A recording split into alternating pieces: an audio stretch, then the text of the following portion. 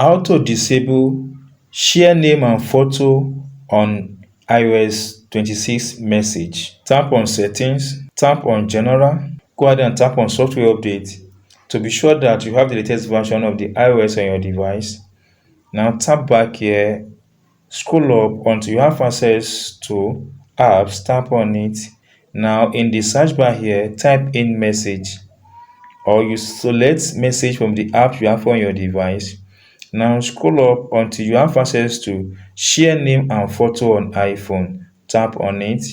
Once tap on it, it comes up like this. Now to disable this button, you have to scroll up until you have access to this place. Tap on this button, tap on this OK.